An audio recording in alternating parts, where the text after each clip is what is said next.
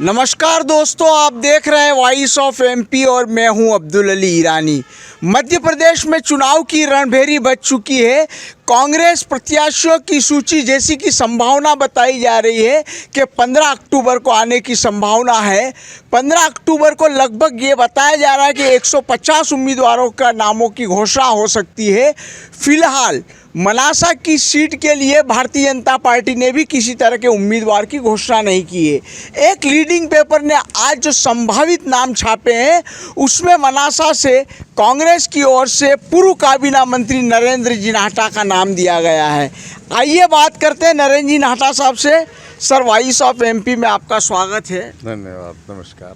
Sir, Bhaskar में आज जो मुख्य अखबार है उसमें नाम छपा है नरेंद्र जी नाहटा का कि वो संभावित उम्मीदवार हो सकते हैं कांग्रेस की ओर से। क्या कहेंगे आप? मैं तो परसों का इंतज़ार कर रहा हूं जब कांग्रेस पार्टी लिस्ट जारी करेगी, और ये लिस्ट कितनी सही है इसका जवाब तो कमलनाथ जी दे सकते हैं। मैं कांग्रेस की सूची का इंतज़ार कर रहा हूं। इशारा मिल चुका है? नहीं, कुछ नहीं, लेकिन मैं कांग्रेस का काम करता रहा हूँ, कांग्रेस का काम करता रहूँगा। सर, आज आप जनसंपर्क में निकले हैं, बतौर कांग्रेसी नेता भी मान लिया जाए कि उस नाते भी आप निकले हैं। किस तरह से लोगों से संपर्क हो रहा है, क्या बातचीत खास हो रही है? देखिए, मेरा ये नियमित क्रम है। मैं 365 दिन इसी तरीके से इन लोगों के बीच में रहता हूँ और समझने की कोशिश करता हूँ कि जनता की समस्याएं क्या है, जनता का रुख क्या है, जनता क्या सोच रही है और कहाँ हम उनके साथ उन सहयोग कर सकते हैं। अब थोड़ा चुनाव आया है तो माहौल बदला है, लोग कुछ बात करने लगे हैं। आचार संहिता के बाद जो एक भय का वातावरण पूरे मनासा विधानसभा में और मैं समझता हूँ पूरे हिंदुस्तान में बना हुआ है, उससे भी थोड़ा आचार संहिता लगने के कारण थोड़ा उस भय से थोड़ी कमी हुई है और लोग थोड़े मुखर हुए हैं। तो बात समझ में आ रही है कि लोग परेशान हैं भ्रष्टाचार से, सरकार की ऐसी घोषणाओं से जिनका कोई मतलब नहीं होता, और बढ़ती हुई महंगाई से, बढ़ती हुई बेरोजगारी से लोग बहुत परेशान हैं और इस बार वो सरकार को बदलने के लिए कटिबद्ध है। सर, चुनाव लड़ते हैं अगर आप, तो सबसे पहले ये जानना चाहता हूं कि आपके कार्यकाल की जो उल्लेखनीय उपलब्धि होगी उसका जिक्र कैसे करेंगे, क्या जिक्र होगा उनका? देखिए, मेरे ख्याल से आप मेरे साथ थोड़ा सा मनासा विधानसभा क्षेत्र में घूमें और आप पाएंगे कि मुझे अपने कार्यकाल की उपलब्धियों को किसी को कहने की, याद दिलाने की ज़रूरत नहीं पड़ती। लोग दोहराते हैं कि आप जब थे तब हमारे गांव में इतने काम हुए, और आपके जाने के बाद 20 साल में हमारे यहाँ कोई ऐसा पत्थर नहीं है जो हम बता सकें कि ये हमारी आने वाली बात की सरकार ने, बात के विधायकों ने इसको लगाया हो। आप खुद देखिएगा कि जितने बांध यहाँ बने हैं, जितनी सिंचाई की योजना आई हैं, जितना ऐसा काम हुआ जिससे किसान की ज़िंदगी बदल सकती थी, वो कांग्रेस के कार्यकाल में हुआ। और 2003 में उस काम को हम जहाँ छोड़ कर गए, अगर हमने बांध बनाए और नहरें हमारी अधूरी रह गई तो नहरें वहीं अधूरी रह गई, उसके बाद आगे नहीं बढ़ी। हमने अगर यदि उद्वहन सिंचाई योजनाएं बनाई, मैं नाम ले सकता हूं, राजपुरा, जोड़मी, आंतरी, खानखेड़ी, आप सबको देख लो, सब पे ताले पड़े हुए हैं, पाइप खोल के लोग ले गए हैं।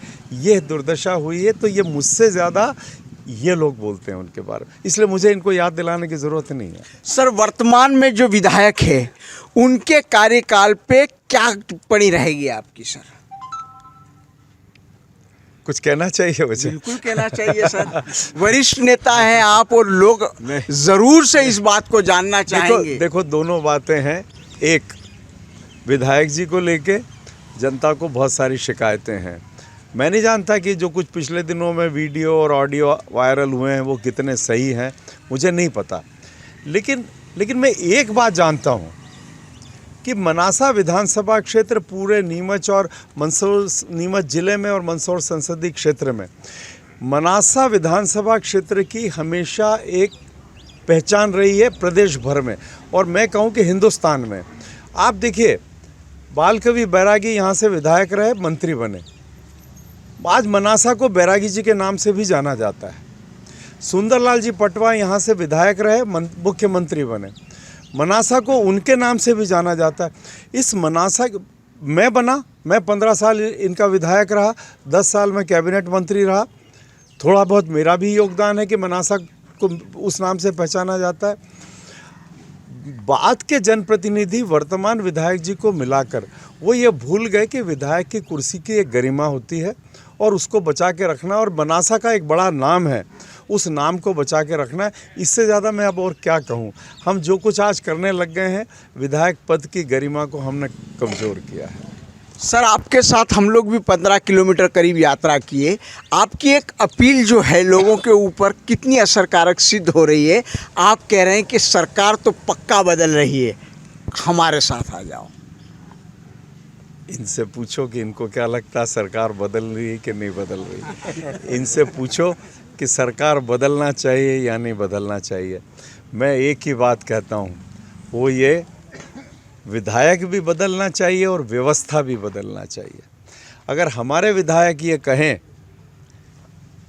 कि एक पैकेज दे दो रेत के डंपर के लिए, जिसमें विधायक भी आ जाएंगे, सांसद भी आ जाएंगे, एसपी भी आ जाएंगे और कलेक्टर भी आ जाएंगे, तो ये व्यवस्था है।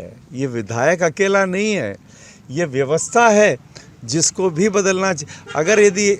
अगर एक जिम्मेदार प्रतिनिधि कह रहा है कि इसमें एसपी का भी हिस्सा है, कलेक्टर का भी हिस्सा है, सांसद का भी हिस्सा है, तो फिर तो ये तो भोपाल से बनी हुई व्यवस्था है भैया।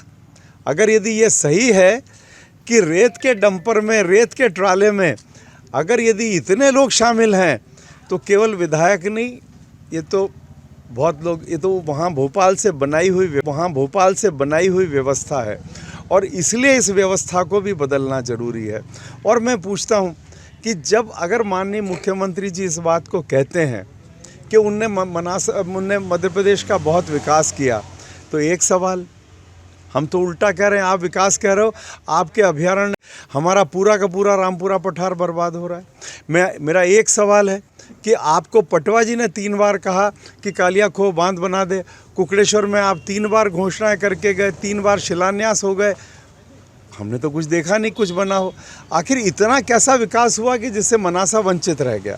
तो व्यवस्था भी बदलनी चाहिए और विधायक भी बदलने चाहिए, और जनता इस बात के लिए इस बार कटिबद्ध है।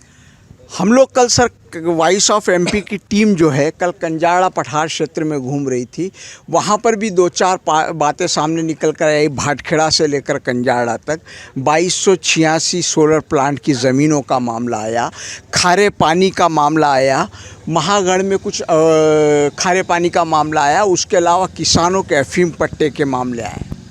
बिल्कुल, आपको जो कंजाड़ा में जो किसान 50 साल से उस ज़मीन पर किसानों का कब्जा था, आप कहते हो कि अवैध कालीनों को वैध कर दूंगा, अतिक्रमण को नियमित कर दूंगा। तो मैं पूछता हूं कि कंजाड़ा के किसानों के पास 50 साल से खेती कर रहे थे, उनने अपना खून और पसीना लगाया है उसको विकसित करने में। वहाँ पर उन्हें सिंचाई के साधन बनाए, कुएँ खोदे, ट्यूबवेल खोदे और उस ज़मीन को उपजाऊ बनाया।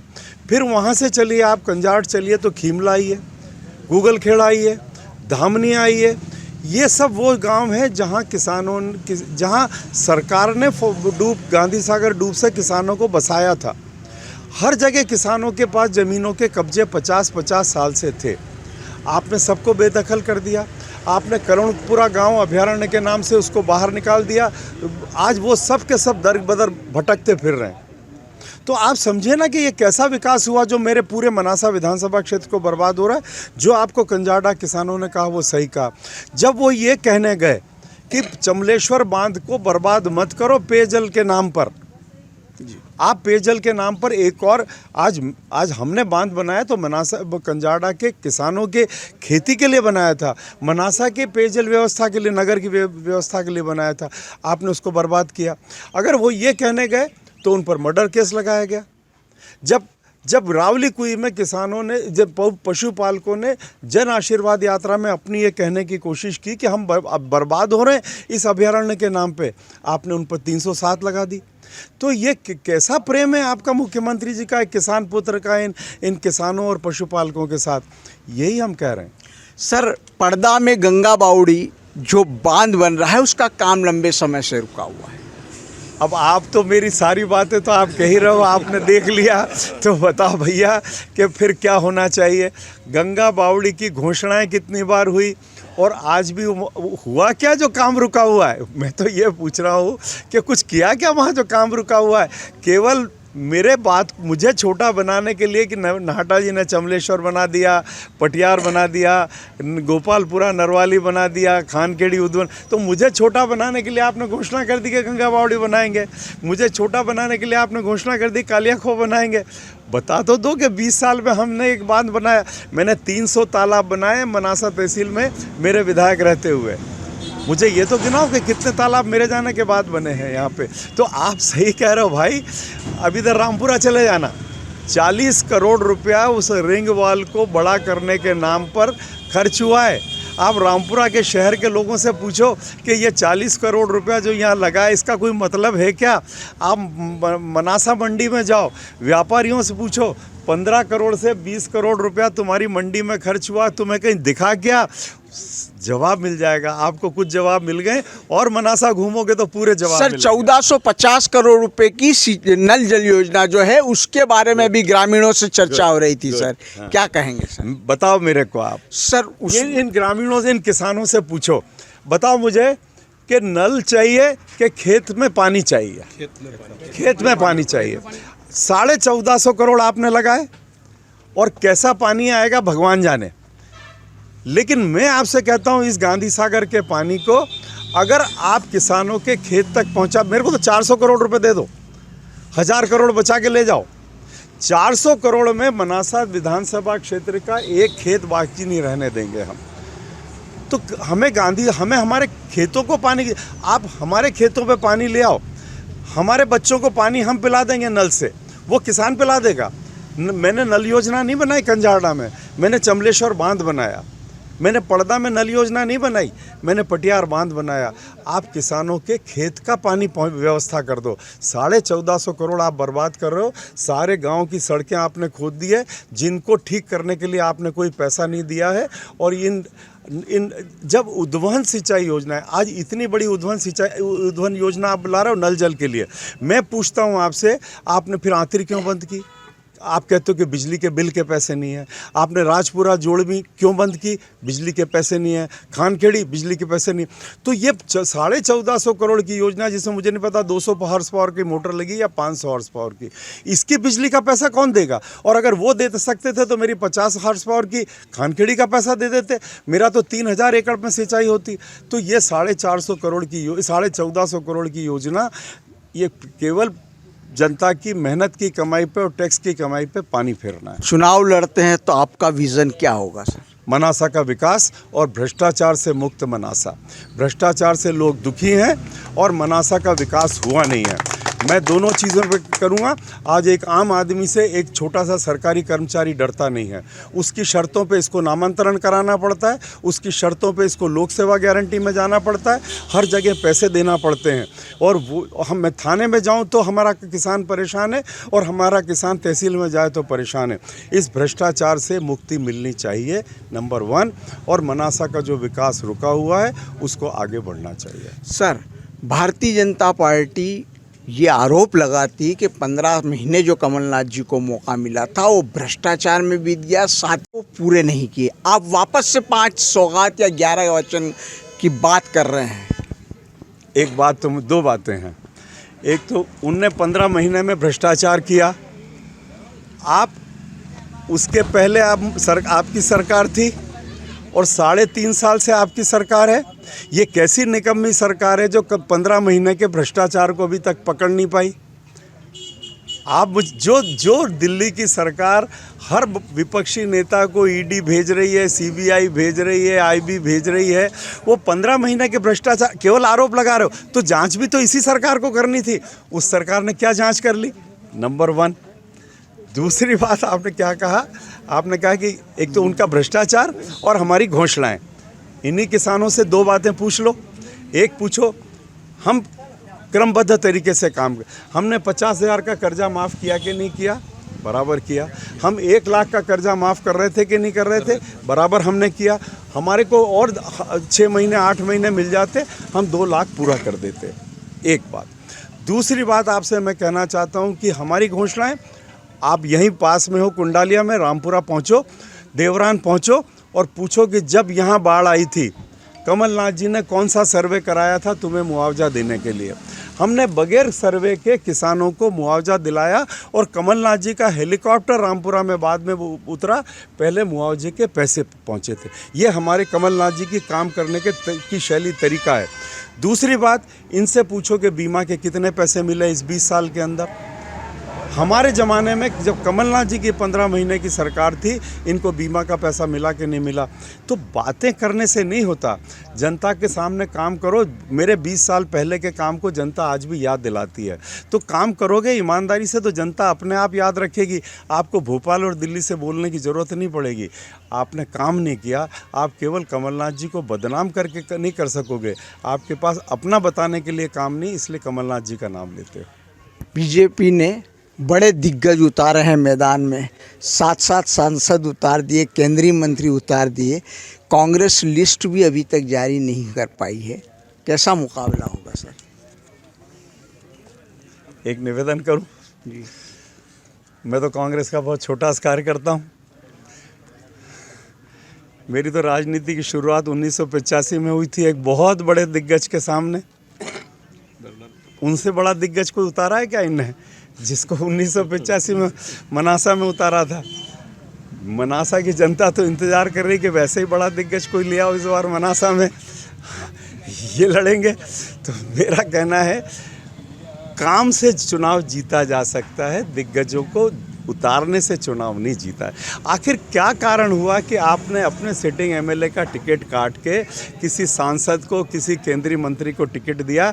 क्योंकि आप जानते थे कि अब हमारे पास कुछ है नहीं, अब एक बड़ा आदमी बिठाओ तो शायद चुनाव जीत जाएं। ये हताशा का निर्णय है। ये इस निर्णय में कहीं ना कहीं डर है, इस निर्णय में कहीं ना कहीं पराजय का आभास है। और उनके सर्वे भी बता रहे हैं कि इस बार वो हार रहे हैं और सरकार बदल रही है। सर आखिरी केवल दो छोटे से सवाल बताइए सर। कांग्रेस, अक्सर ये कहा जाता है कि कांग्रेस को कांग्रेस हराती है। हाँ। इस बार गुटबाजी तो आड़े नहीं आ जाएगी? इस बार अगर कोई चाहेगा भी तो ये जनता नहीं सुनेगी, पहली बात। और दूसरी बात यह है कि हम भी 20 साल से सत्ता में बाहर हैं, तो अब हमें भी पता है कि हमने जो गलतियां की उसकी सजाई हमें मिली है। लेकिन जो हमारी गलतियां थी ना, वो कांग्रेस पार्टी की गलतियां नहीं थी। वो सत्ता में बैठने से जो बुराइयां आती ना, वो उसकी तो हम तो 20 साल से सत्ता से बाहर हैं, तो हमारी बुराइयां तो चली गई। अब तो जो 20 साल से सत्ता में बैठे हैं, ये आरोप तो ये कल उनसे पूछना पड़ेगा सवाल कि कहीं आप एक दूसरे को हराने का काम तो नहीं करोगे। गुटबाजी अब कांग्रेस में नहीं, उधर है। कांग्रेस की कितनी सीटें आ रही सर? मैं कोई ज्योतिष नहीं हूँ, लेकिन मैं ये कह सकता हूँ कि कांग्रेस कंफर्टेबल मेजॉरिटी के साथ इस बार सरकार बनाएगी, एक बात। और पिछली बार जिस तरीके से हमारे 22 लोगों का अपहरण किया, उनको खरीद लिया गया, इस बार वो चाहेंगे भी तो ऐसा नहीं कर पाएंगे। ये थे 3 बार के विधायक, पूर्व कैबिनेट मंत्री और कांग्रेस के दिग्गज अनुभवी नेता नरेंद्र नाहटा जी, जिन्होंने स्पष्ट तौर पे कहा कि इस बार जो है स्पष्ट बहुमत कांग्रेस को मिलने जा रहा है। कुछ बुराइयां सत्ता में रहते हुए आई थी, इस बार हम वो गलती नहीं करेंगे और पिछली बार जिस तरह से विधायकों का अपहरण कर लिया गया था, वो अब की बार होने नहीं दिया जाएगा। यानी कि वो पूरी तरह से कांग्रेस के सत्ता में आने को लेकर आशान्वित है और वो आप देख सकते हैं कि हम लोग उनके साथ घूमे और उनकी अपील भी कुछ इसी तरह की है कि सत्ता में कांग्रेस की वापसी हो रही है, आप हमारे साथ आइए। वॉइस ऑफ एमपी के लिए मेरे सहयोगी पवन राव शिंदे के साथ अब्दुल अली ईरानी।